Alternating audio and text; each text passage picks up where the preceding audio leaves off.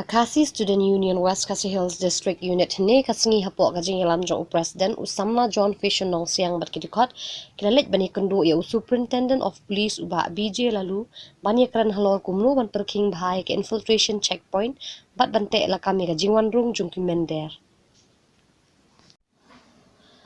Kaseng kalayo ban kran sani bah lor katei ka bentana mar kajing pelat khadu jong ka sorkar asam ke NRC hakini kising ki baladep ha ka bakumba kat kandai lakngut ki mender ki jak karteng na katei ke NRC pat baka KSU ka ban pet ngor bhayo le si kin wanrung ha ki khapot jong ka district na kalyang jong ka KSU kalkarpat USP ban Pyrkhing ha ki benta ki bakantup ya ka shalang athia bari langpi bat kersyai ki badai ki benta ki bakitei ki mender ki olat bandrung.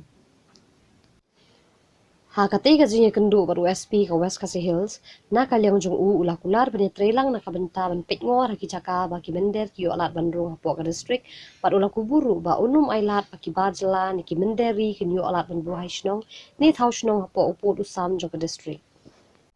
Uba BJ lalu Superintendent of Police Wkhd Hills ulia thuru ba katanat infiltration hapo atia bari kadang duna pelat kinong tre Henry wat lakatana kalyang jong USP ulap tha shabarok in charge haki outpost bat police station bakin long ki bapet ngor bat Pyrkhing ka jingrung jingmi jong ki bar Jylla.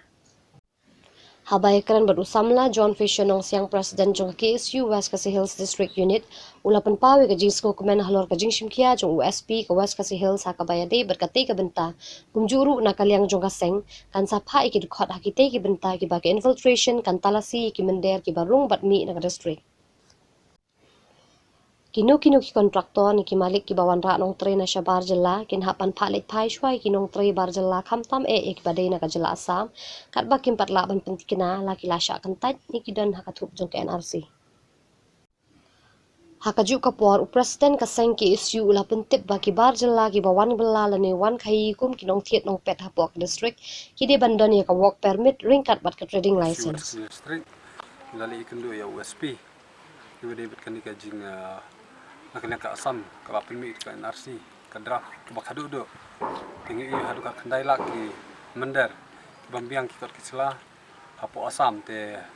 keleng jungi kilong ki balak kre te kejing tumu jungi ro bang Iakynduh USP mtasi pulang bangi penbor ngi ajing moro bat kumangi tip baki bordar jong kami ngeliang don sibun ki bordar Iakynduh bat Assam tina dawan USP bodi penklanya kamtam ka infiltration cheget nanti apa nanti bari kunjur apa sialang apa langpi bat kersyai te nakaliang jong USP lakular bersimkia ban pha syu yagi pulet ban kendra hangni si ban nakaliang jong kiro ap sokenta gilong ki bakloi ban trikam bat ke ba kham ke babu jing kendiat kalang ban nakaliang jong police department kaduna ki